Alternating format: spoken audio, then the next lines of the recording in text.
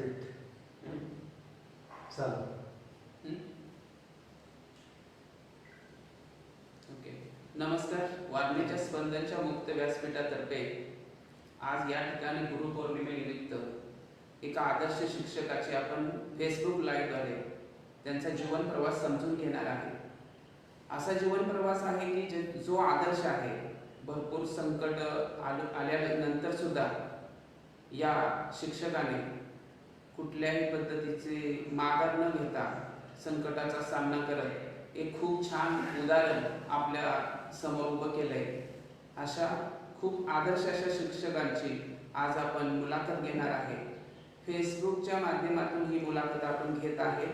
पावसाच्या व्यत्ययामुळं आपलं जे टाइम ठरलं होतं त्या वेळेनुसार मुलाखत झाली नाही, त्याच्याबद्दल आम्ही क्षमस्व. थोडंसं आमची मुलाखत थोडी लेट होत्या, पण या आदर्श व्यक्तिमत्वाला समजून घेण्यासाठी आपण या ठिकाणी हजर आहात, त्याच्याबद्दल धन्यवाद. आणि तुम्ही सगळे बघताना सुद्धा कमेंट बॉक्समध्ये तुम्ही काही प्रश्न विचारू शकता सरांना. तर सरांचा जीवन प्रवासाच्या अगोदर आपण या ठिकाणी गुरुपौर्णिमेच्या हार्दिक शुभेच्छा दिल्या सर. गुरुपौर्णिमेच्या तुम्हाला हार्दिक शुभेच्छा सर.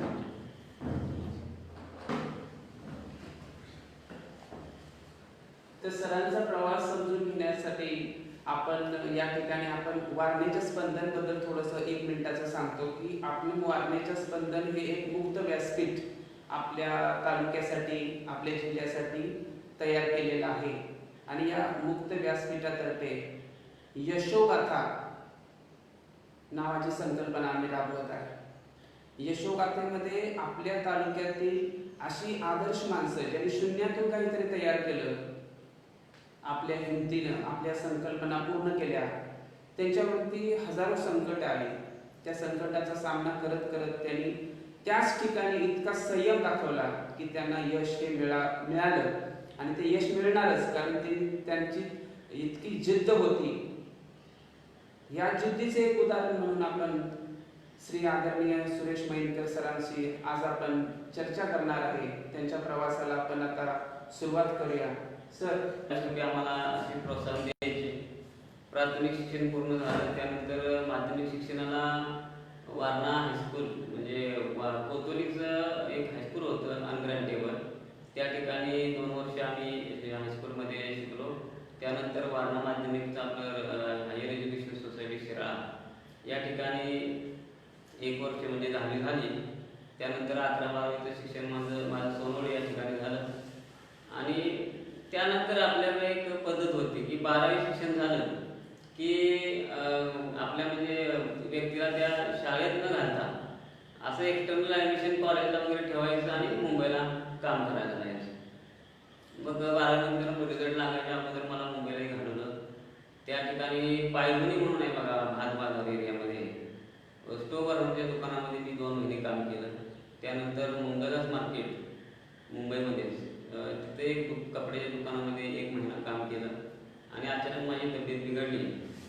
त्यामुळं मग 12वीला रिझल्ट चांगला लागला होता. मला 60% मार्क होती त्यावेळी, जो 1994 साली. त्यानंतर मग मी घरी आलो. परत ऑपरेशन झालं, 2-3 महिने दुरुस्त व्हायला गेले. आणि त्यानंतर मग आईला मी बोलून दाखवलं की DEDच्यासाठी अप्लिकेशन करावं म्हणतोय, फॉर्म भरावे म्हणतोय. पण त्याला पैशाची अडचण असल्यामुळं आईनं मग त्यावेळी शेळी विकली. आणि तो प्रसंग अजून मला आठवतोय. शेळी विकून पैसे दिले. मग मी सांगली, सातारा, रत्नागिरी, कोल्हापूर अशा 4 ठिकाणी अप्लाय केलं. आणि ओपन कॅटेगरी असल्यामुळं मला सांगली जिल्हा परिषदवरून संधीपत्र आलेलं होतं. आणि त्या संधीपत्रानुसार मला DEDला प्रवेश मिळाला. DED झाल्यानंतर पण नोकरी काय लगेच नाही मिळाली. त्यानंतर मग रामकृष्ण मोरे शिक्षण मंत्री असताना केंद्र शासनाची एक योजना होती. त्या अंतर्गत वसतिशाळा, ज्या ठिकाणी दुर्गम भागामध्ये वसतिशाळा स्थापन करण्याचा त्यावेळेला जी आर होता, त्यानुसार वसतिशाळा स्थापन केली ज्योतिर्लिंगाच्या मंदिरामध्ये राऊतवाडी या ठिकाणी. कौलारू असं छोटंसं 10 बाय 10चं मंदिर असेल ते. त्यामध्ये ज्योतिर्लिंगाचं देवस्थान होतं. आणि लाईट नव्हती. फारच परिस्थिती म्हणजे शिक्षणाच्या दृष्टीने नव्हतीच, तरी सुद्धा म्हणजे तुम्ही डीएड केल्यानंतर राऊतवाडीच्या शाळेत आलात. हां. ती सुरुवातीला शाळा कुठं होती नक्की? म्हणजे ही जी आता इमारत आपण बघतो, हे छान सारखे बोर्ड तयार केलेत, हे सगळे मुलांना खूप असं ज्ञान तुम्ही देताय, तर ही परिस्थिती पहिल्यापासून होती? नाही नाही. ते मंदिर आहे राऊतवाडी मंदिरचं, असं कौलावर धावायचं मंदिर आहे. छोटंसं मंदिर आहे. त्या मंदिरामध्ये शाळा भरवली जात होती. 2002, 3, 4 पर्यंत, 2005 पर्यंत, 4थी पर्यंत वर्ग भरवले जात होते आणि 4ही वर्गाला अध्यापन मलाच करावं लागत होतं, असं होतं. 4 वर्गामध्ये मिळून तुम्हाला ते सगळं बघावं लागत होतं, सगळ्या मुलांचा अभ्यासक्रम शिकवणं आणि ते वर्षभर करणं. आपल्याला सुरुवातीचा काळ जर म्हटलं तर मंदिरात शाळा होती, पण त्या स्थानिक लोकांनी तुम्हाला त्यावेळेला सपोर्ट केला का? हो, खूपच सपोर्ट केला. म्हणजे तसं राऊतवाडी आणि रामवाडी या परिसरातील जे लोक आहेत ते मनानं फार श्रीमंत आहेत. म्हणजे धनानं गरीब आहेत ते, परंतु मनानं खूप श्रीमंत आहेत ते लोक.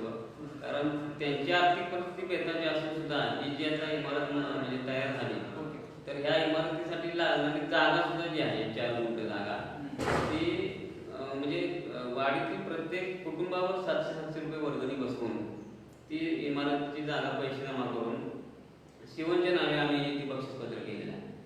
आणि मग त्या ठिकाणी त्यानंतर शासनाकडून ही इमारत आम्हाला म्हणजे आर्थिक मंजूर झालं आणि मग ती इमारत तयार झाली. 2008 साली वस्ती शाळेचं रूपांतर जिल्हा परिषद शाळेमध्ये झालं आणि 2008ला आम्हाला काय केलं, वस्ती शाळा स्वयंसेवी शिक्षकाचं होतं. 1000 रुपये मानधन तत्वावर आम्ही होतो. 2008ला आम्हाला 3500 रुपये दिलं गेलं आणि आम्हाला उपाधी देण्यात आली पॅरा टीचर. म्हणजे स्वयंसेवी शिक्षकाच्या नंतर पॅरा टीचर अशी आम्हाला उपमा देण्यात आली आणि 3500 रुपये आमचं मानधन केलं गेलं. शाळेला मात्र मग तिथून पुढे शासनाचं अनुदान येऊ लागलं. म्हणजे शिक्षक अनुदान, शाळा अनुदान हा जो प्रकार आहे, त्याच्या अगोदर काय अनुदान येत नव्हतं. खडू फळा वगैरे सगळं आपल्या स्वतःच्याच करावं लागायचं. तरी सुद्धा विद्यार्थ्यांची फी वगैरे भरायला लागली तर आम्हाला आमच्या जो 1000 रुपये मानधन असेल त्यातूनच सगळं करायला लागत होतं. ओके, म्हणजे जे तुम्हाला जे 1000 रुपये मानधन होतं त्याच्यातूनच तुम्ही त्या विद्यार्थ्यांची फीस किंवा काही बाकी खडू फळा आणि साहित्य वगैरे. मग या परिस्थितीत सर आता आपल्याला बघतोय आपण किंवा ह्याच्या अगोदर पण बघितलं तर काही शिक्षक थोडंसं अनुकूल वातावरण नसेल तर बदली करून घेतात किंवा आपल्याला पाहिजे त्या गावाला जातात. मग तुम्हाला असं वाटलं नाही का आपण खूप कमी पगारात आपण करतोय की आपण हे सोडून दुसरं काहीतरी करावं किंवा दुसरीकडे जावं? घरच्यांचं तसं म्हणजे व्हायचं. घरचे लोक तसे म्हणायचे की एवढ्या तुझ्या पाठीमागची मुलं बघ कशी पैसे कमवायला लागली, त्याने रूम घेतली वगैरे किंवा ते म्हणजे असे घरची चिडचिड व्हायची. पण कारण त्यांना शिक्षणाचं एवढं हे नसायचं. पण मला असं वाटत होतं की आपण डीएड केलेलं आहे, मग आपल्याला सरस्वतीच्या मंदिरामध्ये सेवा करण्याची आपल्याला संधी मिळाली नाही, तर याला भविष्य असं आहे असं मला वाटतच नव्हतं. कारण कुणालाही माहीत नव्हतं, इव्हन शिक्षण मंत्र्यांना पण माहीत नव्हतं. वसंत फुलके त्यावेळेला शिक्षण मंत्री होते आणि आमचं एकदा आंदोलन होतं औरंगाबादला, त्यावेळेला वसंत फुलकेंनाच माहीत नव्हतं की वस्ती शाळा म्हणजे नक्की काय असतं. कारण त्यावेळेला रामकृष्ण मोरे शिक्षण मंत्री होते, त्यांनी नक्की कार्यान्वित केली आणि वसंत फुलके आल्यानंतर त्यांनाच माहीत नव्हते वस्ती शाळा काय असतं. इतकं त्याबद्दल म्हणजे दुर्लक्ष होतं. त्यामुळे वाटत नव्हतं आणि असा कुठला बेस नव्हता, कुठला कागद नव्हता. आम्ही जेव्हा तो 35 पानाचा आमचा जो प्रस्ताव सादर केला आम्ही जिल्हा परिषदेला, कारण आमची नेमणूकच मुळात ग्रामपंचायतच्या झालेली होती. त्यावेळेचे सरपंच आपले संभाजी पाटील त्यांनी खूप मोठं म्हणजे आपल्याला योगदान दिलं. कारण की कुठल्याही प्रकारची अडचण किंवा त्यांनी काय केलं नाही. आता ही जे मी खुर्ची बसतोय ती खुर्ची सुद्धा संभाजी आपण दिलेली, म्हणजे पहिला आम्हाला मिळालेली शाळेसाठी. ते खुर्च्याचं आपण हे टाकले, पण ते उघडून बघितल्यानंतर माणसाला ही खुर्ची बसण्याची पात्रते नाही, पण ही खुर्ची सुद्धा आम्ही बसतच नाही. कारण ही पहिली खुर्ची त्यांनी दिलेली आपल्या शाळेसाठी. मग अशा पद्धतीने तो प्रवास पुढे चालू झाला. म्हणजे सुरुवात ही वस्ती शाळा ही संकल्पनेने झाली, पण वस्ती शाळा ही संकल्पना तशी नवीनच होती. आपल्या गावासाठी तर पूर्णच नवीन होती, पण या वस्ती शाळेचं भविष्य काय होतं हे कुणालाच माहित नाही. मग तुम्ही जो संयम ठेवला त्याच्यामध्ये तुम्हाला थोडासा घरातून पण विरोध होता आणि तुमचे सहकारी सुद्धा कदाचित शिक्षक लोक सुद्धा तुम्हाला काही सल्ला देत असतील. शिक्षक लोक त्यावेळेला आम्हाला जास्त गिरजेमध्ये धरत नव्हते. मला सांगायचं तुम्हाला म्हणजे त्यांना असं वाटायचं म्हणजे एकतर पगाराशी तुलना केली जाते. पगाराशी आणि मग कुठले कार्यक्रम असले, कुठले उपक्रम असले तर त्यामध्ये आम्ही काही कमी नव्हतो. म्हणजे त्यांच्या बरोबरीनं आम्ही काम करायचो. आणि त्यावेळी आम्हाला ट्रेनिंग जास्त असायची यांच्यापेक्षा, कारण आमच्यामध्ये अनट्रेन शिक्षक बरेच होते. त्यामुळे ट्रेनिंग वगैरे आम्हाला असायची. म्हणजे 1000 रुपये मानधन जे होतं ते शाळेला आम्हाला प्रवासाला पण पुरत नव्हतं. ते असेच पैसे जात होते. त्यामुळे घरच्यांचं वाटायचं की आपण म्हणजे शिकलोय बऱ्यापैकी, मग आपण दुसरं काम करून पैसे मिळवू शकतो. पण माझ्या जीवनात मला म्हणजे पैसाही महत्वाचा नव्हता. मला असं वाटतं आपण जी शाळा आपण गेली ह्या शाळेचं काहीतरी भविष्य व्हावं, काहीतरी मोठं आपल्याला या ठिकाणी करायचं आणि आपल्याला नवीन काहीतरी काम होईल. आणि खरोखर आज हे झालेला खूप समाधान वाटतंय. आत्ता तसं समाधानकारक एखाद्यानं बघितलं तर ते आत्ताच्या घडीला समाधानकारक वाटतंय. पण ते तसं नव्हतं. म्हणजे तुम्ही घडवलं, हे तुमचं मोठेपण आहे की तुम्ही आता म्हणता. पण ही परिस्थितीतून जाताना आता आमच्या अंगावरती काटा येतो की तुम्ही ज्या परिस्थितीचं सांगताय.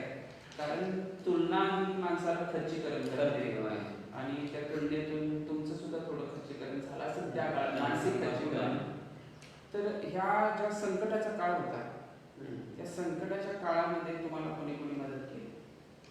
संकटाच्या काळामध्ये आमचे मित्र म्हणजे doctor Sanjay Magdum, Vijay Gurav sir, MM Gurav sir, हे लोक म्हणजे त्यावेळेला आपल्याला आर्थिक सुद्धा पाठबळ करत होते. दुसरी गोष्ट आपण एखाद्या नवीन असल्यामुळं, ओळखी नसल्यामुळं आपल्याला बरीच अडचणी येत होत्या. त्यावेळी आपल्या पाठीशी खंबीरपणे उभे राहत होते.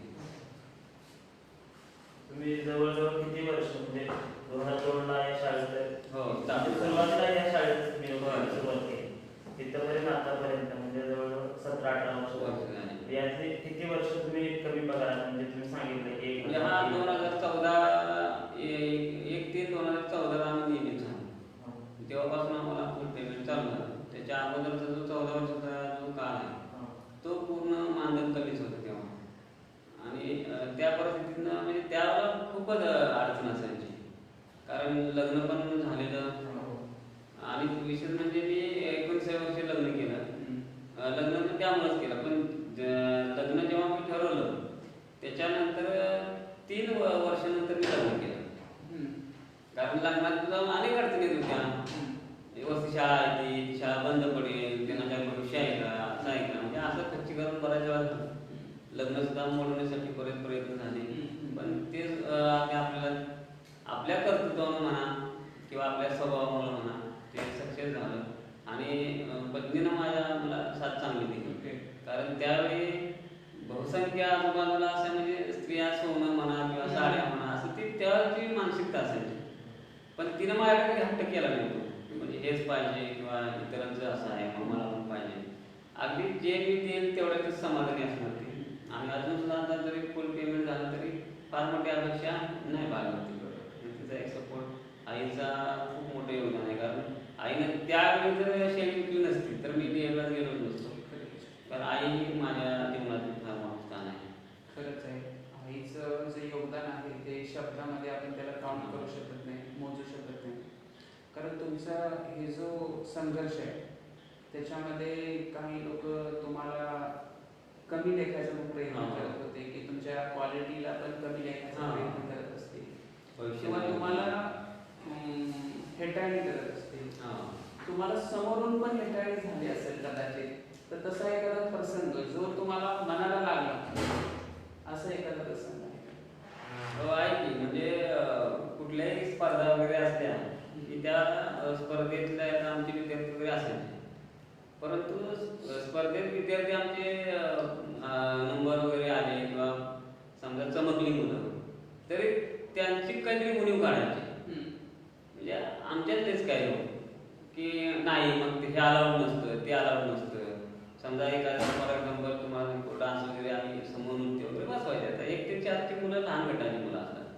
मग खूप सुंदर डान्स करत होती मुलं. फक्त की रेकॉर्डिंग डान्स करत असली तर ती मुलं तशी आमच्या पूर्ण केंद्र शाळेमध्ये जी स्पर्धा झाली त्यामध्ये आमची मुलंच 1 नंबरच होती आमच्या सर्वांच्या मतानुसार. परंतु काही लोकांनी ते आम्हाला गुण वगैरे दिलं नाही. ते म्हटले नाही ते व्हिडिओ वगैरे किंवा ऑडिओ हे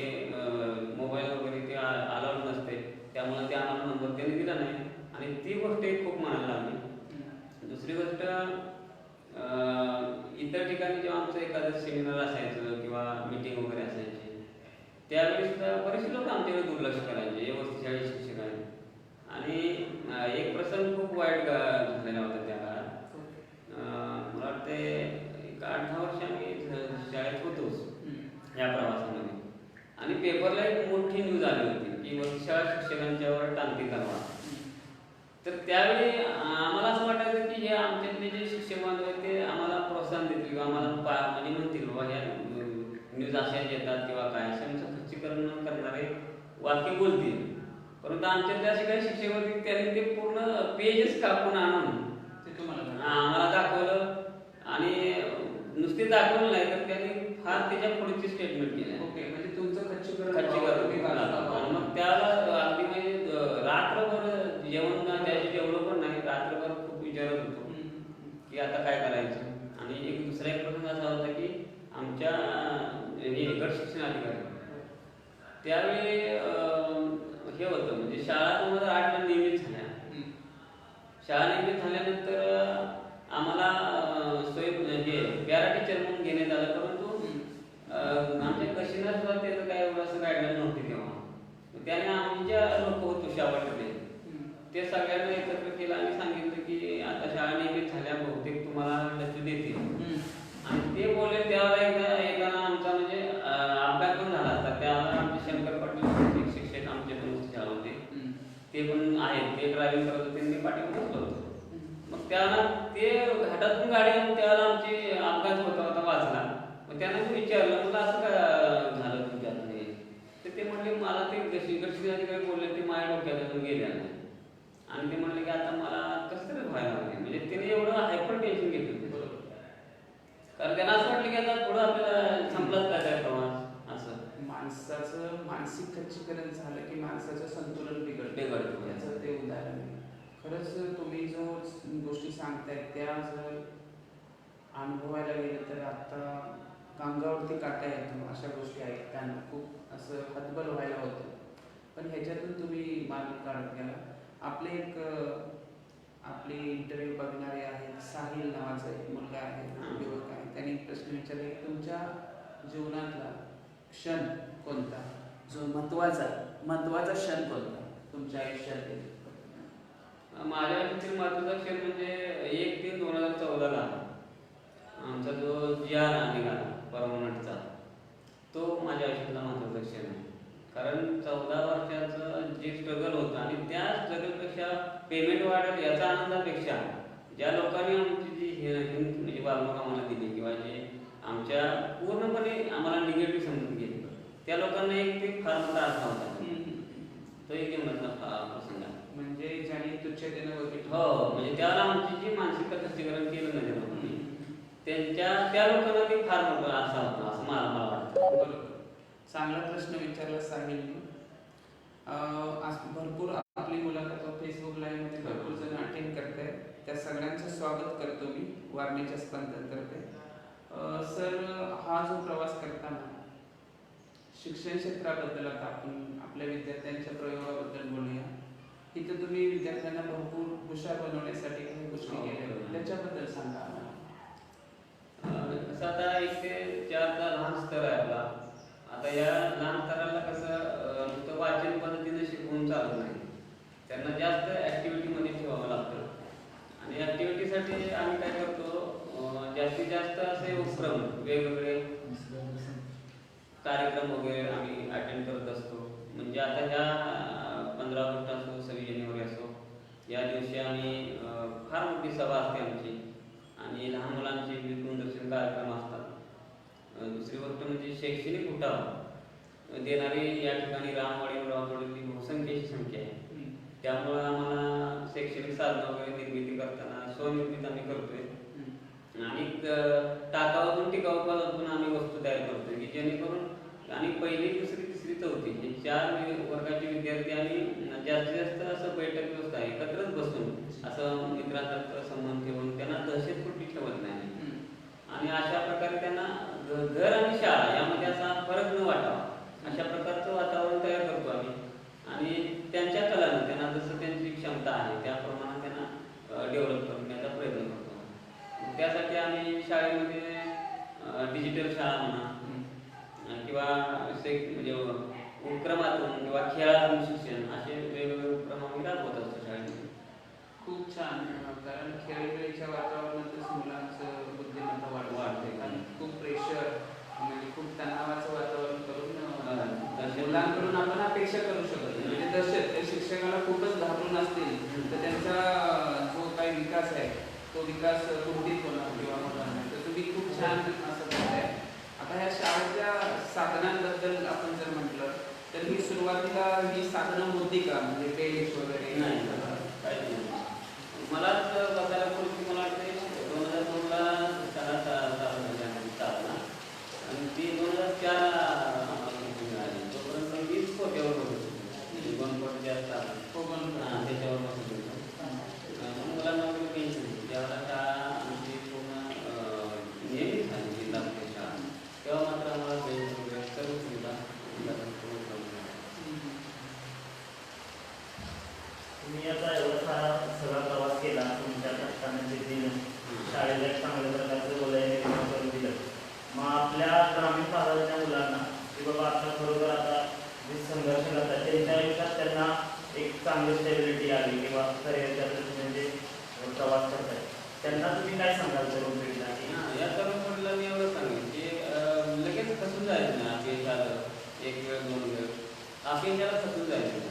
आपण फक्त त्याच्यामध्ये वारंवार आपण म्हणजे सातत्य ठेवलं तर आपण आज ना उद्या नक्की त्यामध्ये यशस्वी होणार.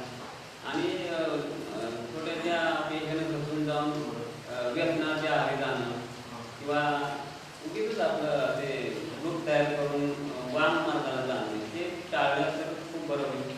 आणि आपली परिस्थिती गरीब आहे म्हणून आपण उदास न राहतो, ती बदल करण्यासाठी आपण काहीतरी प्रयत्न आपल्याकडून होतो. कारण तेवढी सक्षमता परमेश्वरांना आपल्याला दिलेली असते. त्यामुळं तुम्ही जर आता अपयश छोटंसं अपयश आलं म्हणून त्यामध्ये खचून न जाता जर तुम्ही सातत्यानं जर प्रयत्न केले तर नक्की येतील तुम्हाला.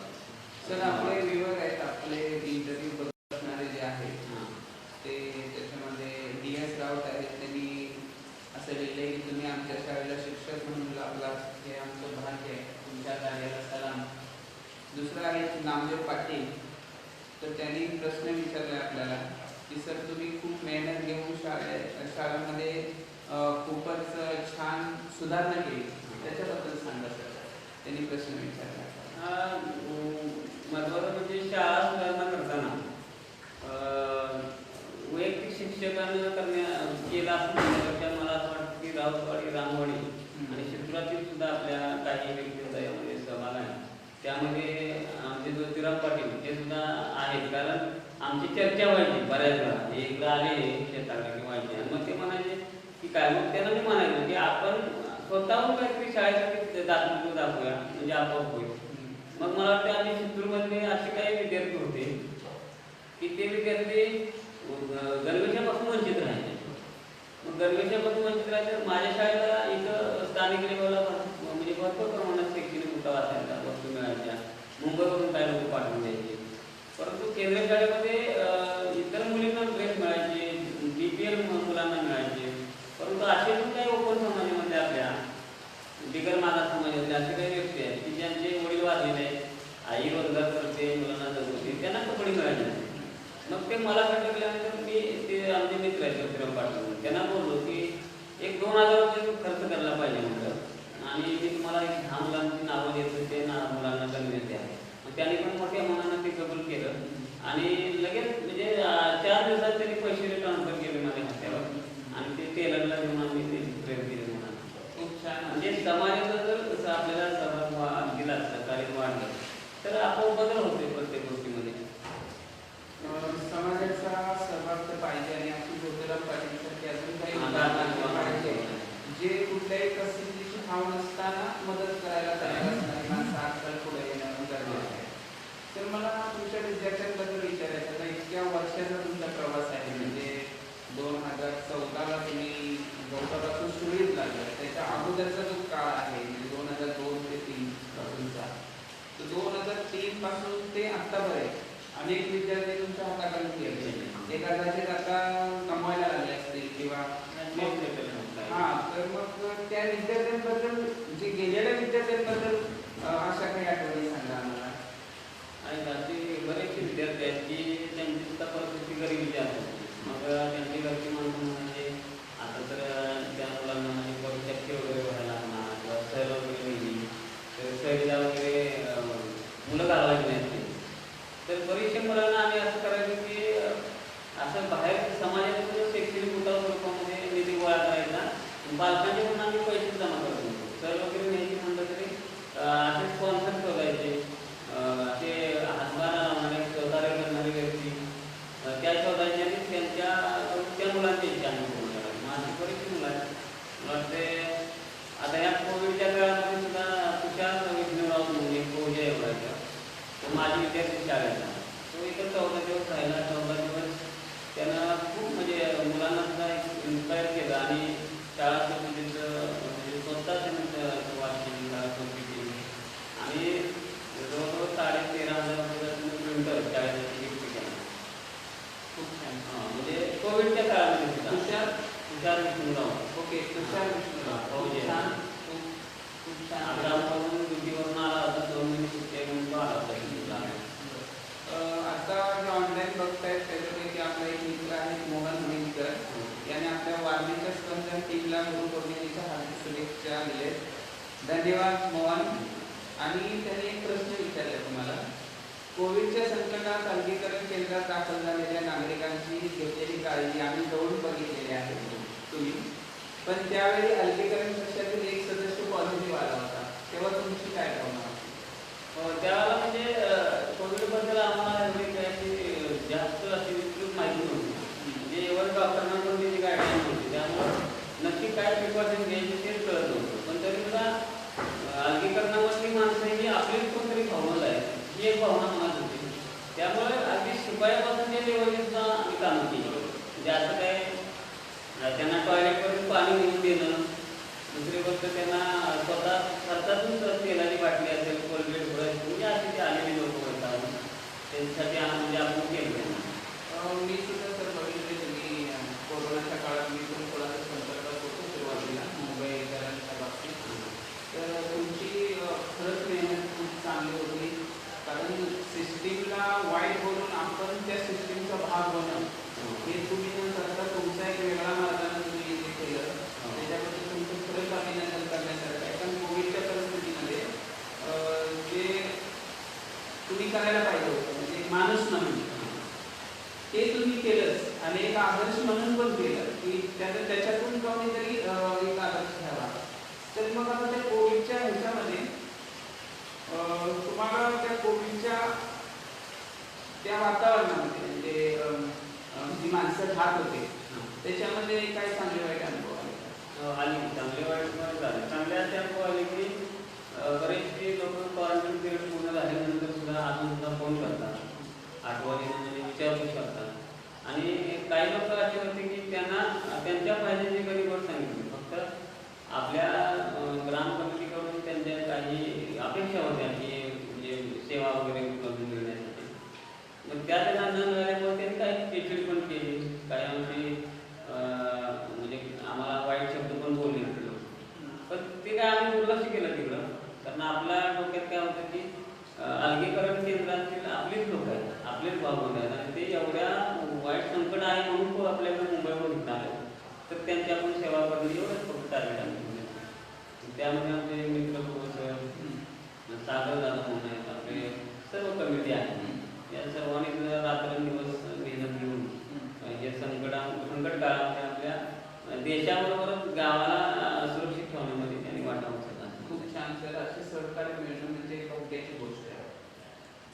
सर आपल्या विद्यार्थ्यांबद्दल आता मला प्रश्न विचारायचा आहे की आता आपल्याकडे विद्यार्थी एकूण विद्यार्थ्यांची संख्या आता आम्ही 21% आहे. ओके. आता हे जे विद्यार्थी शिकून आपल्या प्राथमिक शाळेत किंवा माध्यमिक शाळेत जातात तेव्हा ते विद्यार्थी आपलं नाव काढतात का? हो नक्कीच येतात. आता विशेष म्हणजे अजून सुद्धा काही कॉलेजला म्हणजे एकदम सेटल झालेली सुद्धा मुलं अशी आहेत की जरी समजा इकडं लग्न कार्य असलं किंवा मे महिन्यात सुट्टीला कधी आलं तर ते आल्यानंतर अजून सुद्धा ती वाकून नमस्कार करायला बघतात. म्हणजे एवढं आदर अजून तरी आपल्याला त्यांनी ठेवला आहे. एवढं समाधान वाटतं की आपल्याकडून शिकून गेले थोडीफार संस्कार वागतो. तुमचं व्यक्तिमत्वच असं आहे सर की ज्या ठिकाणी माणूस वापरू शकतो.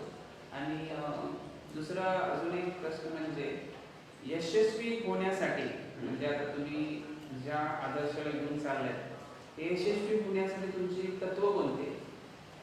यशस्वी होण्यासाठी तत्व म्हणजे आपण एक ध्येय ठरवायला पाहिजे अगोदर. बऱ्याच मार्गाने जाण्यापेक्षा एकच ध्येय ठेवलं पाहिजे आणि ते ध्येय पूर्ण करण्यासाठी असं त्रास होतोय म्हणून ते आपण माघार घेतली नाही पाहिजे. म्हणजे शेवटपर्यंत त्याचं आणि सातत्य ठेवलं पाहिजे. हे एक मला वाटतं. सातत्य ठेवलं पाहिजे, लोकांचा संपर्क ठेवला पाहिजे आणि नम्रता आपल्या अंगात असली पाहिजे. त्या गोष्टी आपल्याला असल्या पाहिजे. नम्रता, सातत्य, जिद्द, चिकाटी त्या सगळ्या गोष्टी असल्या पाहिजे. तेव्हाच यशस्वी माणूस. सहकार्याची भावना आपल्याला पाहिजे. सहकार्याची भावना असली पाहिजे. आता ह्या विद्यार्थ्यांना जेव्हा तुम्ही 4थी पर्यंत शिकवता तर त्याच्यामध्ये आता जनरल प्रश्न विचारतो की मुली आणि मुलं दोन्ही पण असते. त्याच्यामध्ये हुशार प्रमाण मुलींमध्ये आहे का मुलांमध्ये? हुशार प्रमाण मुलींच्या मध्ये असते. कारण मुलींच्या मध्ये जास्त कशामुळे आहे तर मुली ह्या भावनिक जास्त आहेत आणि लवकर म्हणजे आपण सांगितलेली गोष्ट समजून घेतात. मुलांच्या मध्ये प्रमाण काय झालंय शक्यतो लवकर ते लक्ष देत नाही आणि मुली कशा फित्रट असतात, घावट असतात. आपण जर त्यांना असं शिक्षा करणार आहे किंवा आपण काय त्यांना असं शिक्षा करणार आहे असं जर त्यांच्या मनामध्ये प्रश्न आला तर त्या काळजीने त्या अभ्यास करतात. त्यामुळे ते मुलींच्या मध्ये गोष्ट पाहिजे असं मुलं त्या गोष्टीला एवढंसं सिरियस घेत नाही. ते 2 फटके सर मारतील आणि काय बाकी करणार आहे. आता तरुण मुलांचं करिअरच्या संदर्भात तुम्ही काय मार्गदर्शन करता का? की तुमचे विद्यार्थी असतील किंवा जे तुमचे विद्यार्थी जे आपल्या गेलेले आहेत जे संपर्कात आहेत त्यांना आपण बऱ्यापैकी सांगतोय. म्हणजे ते विचारतात आता सर 12वी झाली म्हणा किंवा BA झालं, BSc झाली मग काय करायला पाहिजे.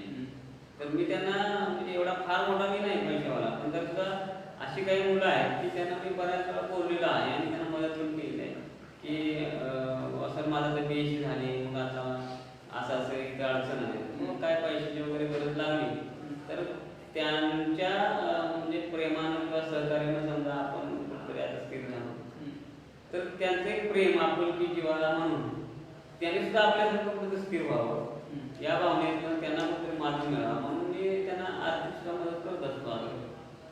माझं पण सांगतो आणि आर्थिक पण मदत मागितली तर त्यांना आपण देत असतो. खूपच सुंदर सर. तुमचा शिक्षण क्षेत्रातला आदर्श कोण आहे? माझ्या शिक्षण क्षेत्रातला आदर्श म्हणजे भीमराव सदाशिव सरगर नावाचे शिक्षक होते. माझ्या प्राथमिक स्तराला मला तेव्हापासून जे आम्हाला समजलं की नक्की शिकायचं कशासाठी असतं. कारण त्याच्या अगोदर आम्हाला घरात पण कधी सांगितलं गेलं नाही की शिकायचं कशासाठी आणि एवढं काही जीवापाड सांगितलं शिकवलं पण नाही. पण सरगर म्हणजे जेव्हा आले भीमराव सदाशिव सरगर त्यांना आम्ही नाही विसरू शकत. कारण ते आल्यानंतर आम्हाला ती शिस्त किंवा शिक्षणामधली जी आपल्याला पुढची जी काय हे आहे मर्यादा आहे ती त्यांनी आम्हाला शिकवली. आणि त्यामुळं तिथपासून म्हणजे मला तर आठवते अजून की सरगर जे आले त्याला आमची बॅच होती बघा म्हणजे मराठी शाळेमध्ये. त्यामध्ये ते विंकर सर आहेत, MM गुरव सर आहेत, विजय गुरव सर आहेत, आपले दिलीप मंत्र आहेत म्हणा म्हणजे बरेचसे विद्यार्थी असे चांगल्या लेवलला गेले म्हणजे त्या एका शिक्षकांच्या त्या शिक्षकांच्या शिस्तप्रियतेमुळे म्हणजे त्यांचं शिक्षण एवढं चांगलं होतं की आपल्याला आवड निर्माण झाली. त्या आवड निर्माण झाल्यामुळे आपण तो प्रवास पुढचा चालू केला. शिक्षक जर आदर्श मिळाला तर मुलं सुद्धा आदर्श होऊ शकतात. याचं उदाहरण तुम्ही तुमच्या आदर्शातून घडवताय आणि काही जणांना तुम्ही आदर्श वाटताय. आता वारण्याच्या स्पंदनद्वारे यशोगाथासाठी काही मुलांना गुरुपौर्णिमेला तुमचे घेण्या पाठीमागं तुमचं हे कार्य कर्तृत्व आहे. जे आदर्श आहे जे तरुणांना खरंच आदर्श वाटेल असं कर्तृत्व आहे म्हणून तर हे सगळं आहे. सर मला अजून एक प्रश्न विचारायचा आहे की आता शिक्षणाचा जो काय म्हणजे चालल्या सिस्टीम त्याच्यामध्ये कोणती गोष्ट नको व्हायला. होणाऱ्या गोष्टी तर भरपूर आहेत तुम्ही तुमच्या परीने करताय पण अशी कुठली गोष्ट जी आहे जी विद्यार्थ्यांच्या दृष्टीने धोकादायक आहे ती नको व्हायला. तर ते ऑनलाईन शिक्षण जे चालू आहे ना आता, ते बऱ्याचशा विद्यार्थ्यांच्या म्हणजे आरोग्याच्या दृष्टीने सुद्धा प्रॉब्लेम आता. म्हणजे स्वतः आमचा मुलगा पण आता समजा एखादा मोबाईल घेऊन बसला तर ते ऑनलाईन अभ्यास सोडून ते गेमच खेळत बसतो. त्याच्यामुळे त्याच्या डोळ्याचं विकार म्हणा किंवा डोकं दुखणं म्हणा. आणि आपण फ्रंट म्हणजे या ग्राउंड लेवलला जे शिकवतोय त्या ग्राउंड लेवलला जे शिकवतोय तर ते जे मुलं ऍक्सेप्ट करतात किंवा त्यांना ज्या आरोग्याला त्रास काय होणार नाही तर हे ऑनलाईन शिक्षण होऊ शकते असं मला वाटतं. ते ऑनलाईन नसायला पाहिजे म्हणजे तंत्रज्ञानाचा वापर व्हावा जरूर, पण ऑनलाईन शिक्षण फक्त ऑनलाईन पोरांना सुद्धा त्रास होणार ते पाहिजे असं होत नाही. कारण परवा एक मित्र माझे भेटले होते, त्यांची मुलगी 10वीला आहे. तर ते 10वीचं काहीतरी लेक्चर झालं होतं, त्या मुलगीला समजत नव्हतं. मग ते लेक्चर ऑनलाईन कसं एक वेळेस होते आणि आपल्या मुलांना कसं किमान एक गोष्ट 2, 3, 4 वेळा पण सांगायला लागते वारंवार, तेव्हा ती मुलं तयार होतात. आणि या ऑनलाईन मुळे काय होते, फक्त एक वेळ 2 वेळ त्यांना ऐकायला मिळणार, मग त्यांना ते तोटा होतो ना, नुकसान होते. ते खूप महत्त्वाचा मुद्दा सांगितला सर. आपले मित्र आहेत पत्रकार सतीश नांगरे यांनी आपल्याला शुभेच्छा दिल्या. अतिशय निष्ठेने काम करणाऱ्या माणसाचा यथोचित गौरव, सरांना मनपूर्वक सदिच्छा. सतीश नांगरे दिले. धन्यवाद सतीश सर. आता आपण प्रवास समजून घेताना आपण मुलांना कुठली गोष्ट नको करायला असं, आता तुमच्या समोर पण काही जे तुमचे विद्यार्थी आहेत ते चुकीच्या मार्गाला जात असतात किंवा चुकीच्या मार्गाने करिअर करत असतील, तर अशा लोकांसाठी तुम्ही काय सांगाल? अशा लोकांना म्हणजे आता कसं त्यांना जे आपल्या शाळेतून पुढे गेल्यानंतर जे बॅकग्राऊंड लावलं असणार त्यामध्ये अशी पण काय बोलायचं की मग ते आपल्याला ऐकू शकत नाही. पण तरी सुद्धा त्यांना एक विनंती राहील आपली की आपल्या आता शिकून गेले आपण त्यांना गुरुस्थान तर ते मानत असतील तर आई हा पहिला गुरु आहे. आई वडिलांच्या नंतर शिक्षक. तर आमच्या सर्व म्हणजे आई वडिलांच्या सुखासाठी म्हणा आणि त्या मुलाच्या भविष्यासाठी म्हणा, त्या मुलांनी वाईट मार्ग सोडून चांगल्या मार्गासाठी म्हणजे प्रयत्न केला पाहिजे. भले ती छोटी नोकरी का असताना छोट्यातून मोठं होतं, मग त्याप्रमाणे त्यांनी करायला पाहिजे असं मला वाटतं. बरोबर. खूप छान चांगला आपल्याला संदेश या ठिकाणी तरुणांना तुम्ही दिला. आणि तुमचे जे विद्यार्थी आहेत, माझे विद्यार्थी, त्यांनी सुद्धा ह्या गोष्टी मनावर घ्याव्या. कारण ध्येय ठरवलं आणि त्या ध्येयासाठी सतत प्रयत्न करत राहणं तरच माणूस यशस्वी होणार, हे सुद्धा तुम्ही तुमच्या तत्वातून मगाशी सांगितलं. अजून सर, विद्यार्थ्यांच्या बाबतीत आपण हे सगळं करतोय. आता तुम्हाला ह्या प्रोजेक्ट बाबत जे तुम्ही साधनं तयार करता किंवा हे बोर्ड रायटिंग केल्या, भिंती फलक बनवले, तर इंग्लिशबद्दल तुम्ही मुलांची कशी तयारी करून घेता, त्यांचा बेस, कारण 1ली ते 4थी पर्यंतचा इंग्लिशचा बेस, आपली मराठी मुलं इंग्लिशमध्ये कमी पडतात.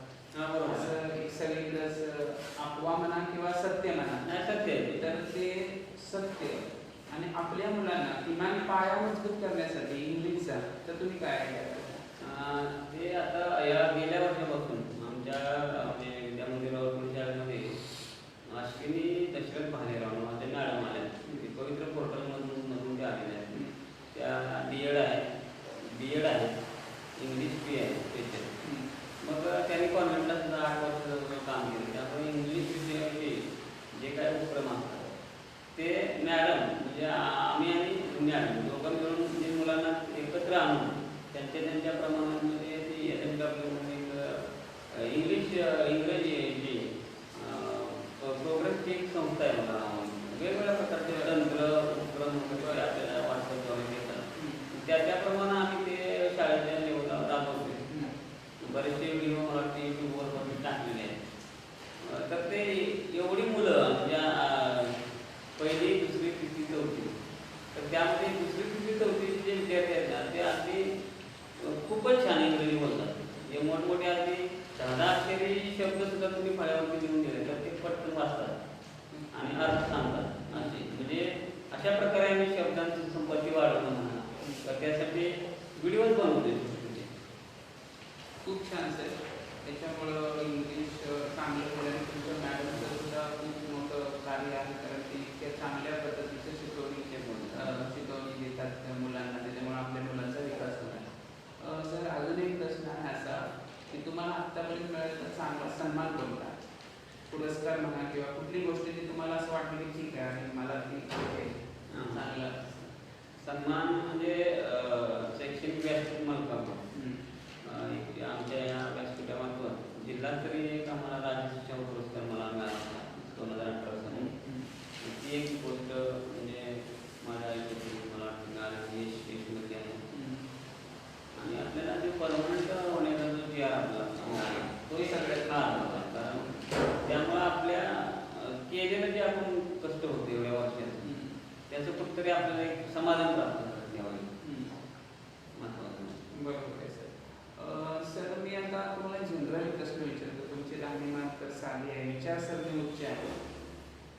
जीवनामध्ये तुम्ही आता सक्सेसच्या टप्प्यावर आहात. बंगला, गाडी, मौजेच्या वस्तू याचं महत्त्व तुमच्या जीवनात किती आहे? नाही, म्हणजे मी अजून तरी कुठं म्हणजे असं फ्लॅट घेणं किंवा रूम घेणं मुंबईला असं अजिबात आपल्याला हे नाही. आपलं फक्त टार्गेट एवढं आहे की आपली मुलं जी आहेत, 2 मुलं आहेत मला. ती 2 मुलं म्हणजे आपल्या शैक्षणिक प्रवाहामध्ये फक्त चांगल्या प्लेसवर जावे, त्यासाठी त्यांच्या शिक्षणासाठी आपण जास्तीत जास्त विचार करू.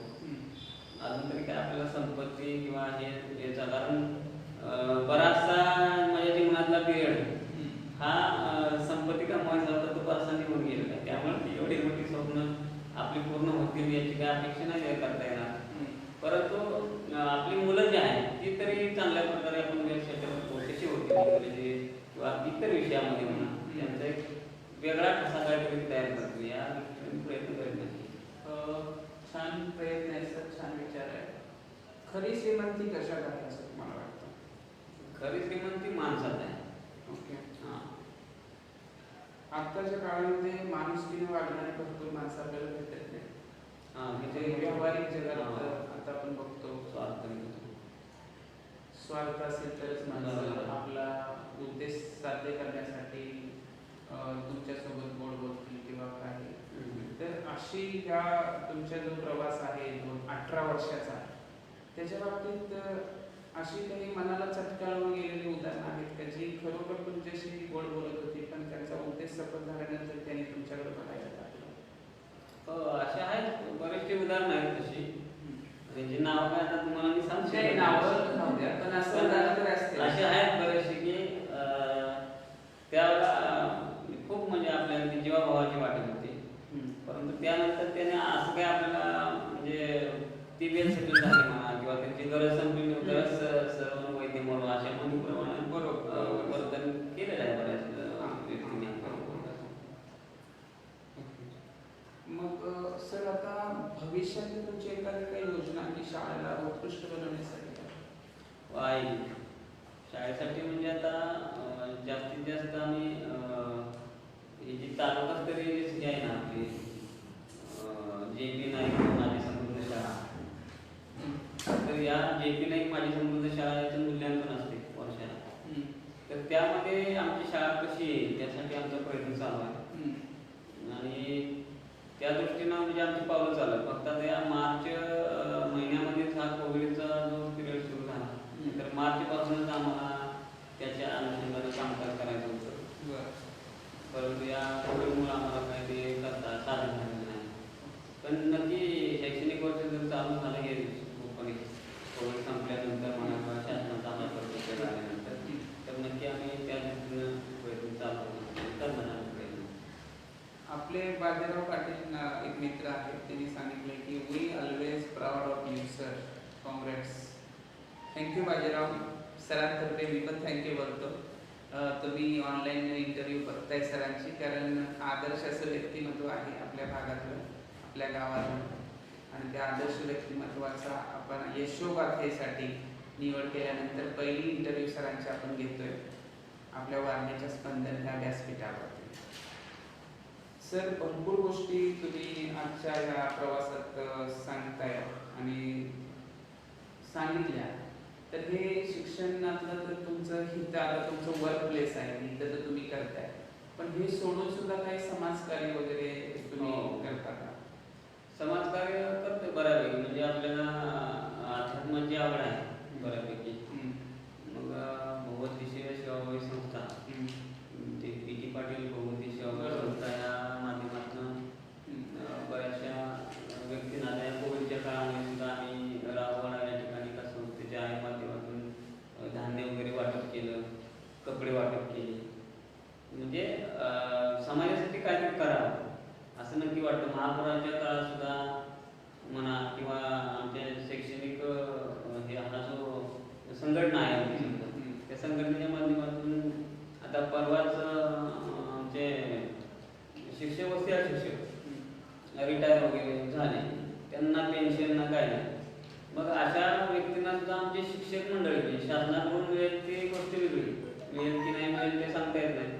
परंतु शिक्षक सुद्धा मग 1000-2000 अशी त्यांच्या अकाउंटवरती मदत करणं, असे एक सामाजिक जाणीव, दुसऱ्याचं दुःख ते आपलं दुःख असं समजून, असं जिथे तिथं आपल्याला करता येईल तिथं मदत आपण करतोय थोड्याफार प्रमाणात. समाजसेवेचा आपल्याला आहे आवड आहे. खूप चांगला मानवतेचा दृष्टिकोन आहे सर. आपल्या शाळेमध्ये अजून काही कमतरता आहेत असं तुम्हाला वाटतं? आहेत बऱ्यापैकी अजून कमतरता, म्हणजे आपल्याला ई लर्निंगचं जे आहे Instrument. ते आपल्याला कमी आहे कारण ओके. म्हणजे आता लहान गट असल्यामुळं बऱ्यापैकी होत नाही, तरी सुद्धा 14 तारखेपासून ग्रामपंचायतने बहुतेक टॅब वगैरे द्यायचं नियोजन केलेलं आहे. ओके. आम्ही बऱ्या प्रमाणात त्यांच्यावर लेखी वगैरे रिपोर्टिंग सुद्धा केलेलं आहे. ते सुद्धा म्हणजे त्यांच्या आर्थिक बजेटनुसार ते आपल्याला पूर्तता करणार आहेत. ते परवा ग्रामसेवकांच्या आमचं बोलणं झाले, ते करतो म्हणजे बऱ्यापैकी लहान मुलांना कसं जास्तीत जास्त आपण ॲक्टिव्हिटीमध्ये जेवढं गुंतवणार आहे तेवढी मुलं ती प्रोग्रेस होणार, आणि त्यासाठी इन्स्ट्रुमेंट जास्त महत्त्वाचं. सर छान असा प्रवास तुम्ही इथं आम्हाला सांगितला. तुमच्या जीवनातल्या भरपूर गोष्टी आपण उलगडण्याचा प्रयत्न केला. तुम्ही खूप छान पद्धतीनं त्या मांडण्याचा प्रयत्न केला. याच्यातून तरुणांना सुद्धा मार्गदर्शन मिळेल. आपले जे ऑनलाईन जे फेसबुक लाईव्हमध्ये जे बघतायत त्यांना सुद्धा याच्यातून काही घेण्याच्या गोष्टी आहेत. आणि हा व्हिडिओ आपण आपल्या वारणेच्या स्पंदनवरती सुद्धा टाकणार आहे. यूट्यूब आपल्या चॅनलला, आपले यूट्यूब चॅनल पण आहे वारणेचं स्पंदन, त्याच्यावरती सुद्धा हा ऑनलाईन जो फेसबुक लाईव्हचा व्हिडिओ आहे तो सुद्धा टाकणार आहे. ह्याच्यातून आपल्या विद्यार्थ्यांना, माजी विद्यार्थ्यांना म्हणा, तरुणांना, की माणसानं हतबल न होता हा माणूस 18 वर्षे एका जागेवर संघर्ष करतो म्हणून एक आदर्श घडला. वर्षाला जर शाळा चेंज केली, वर्षाला जर आपण प्रोफेशन चेंज केलं आपलं, तर त्याच्यातून आपल्याला आपलं ध्येय लाभेल असं नाही आहे. तर मी जर आता शेवटचाच प्रश्न विचारतो, तुम्ही तुमच्या आवडीच्या क्षेत्रात आहात का? हो, नक्कीच. अगदी आवडीचं म्हणजे मी जेव्हा शाळेमध्ये शिकत होतो त्यावेळेला सप्टेंबर महिन्यामध्ये आपला जो शिक्षक दिन असायचा त्यावेळेला अगदी आवर्जून आम्ही शिक्षक म्हणून त्यावेळेला शिक्षक दिन म्हणून तो शाळा पूर्ण सांभाळत होतो. आणि आता तर एवढं प्रसन्न वाटतं, कारण जीवनामध्ये नुसत्या पैशासाठी किंवा नोकरी मिळावी असं नाही ते फक्त, पण हे शिक्षण क्षेत्र यामध्ये आपल्याला काहीतरी करता येतं असं होतं, म्हणून हे मनापासून मला आवडतं. सर तुम्ही वेळ दिला आमच्या वारणेच्या स्पंदनच्या यशोगाथेसाठी, तुम्ही एवढं मन मोकळं केलं त्याच्याबद्दल मनपूर्वक धन्यवाद. आणि तुमच्या पुढच्या वाटचालीला हार्दिक शुभेच्छा सर. धन्यवाद. ऑनलाईनच्या सगळ्या माझ्या व्ह्यूअरना जे बघत आहेत त्यांना धन्यवाद, मनापासून धन्यवाद, माझेसुद्धा खूप धन्यवाद. आणि तुम्ही असंच काहीतरी आदर्शातून घ्या, सगळ्यांनी कुठल्या तरी गोष्टी शिका आणि दुसऱ्यांना सांगा. याच्यातूनच आपण आता हे करू शकतो. धन्यवाद.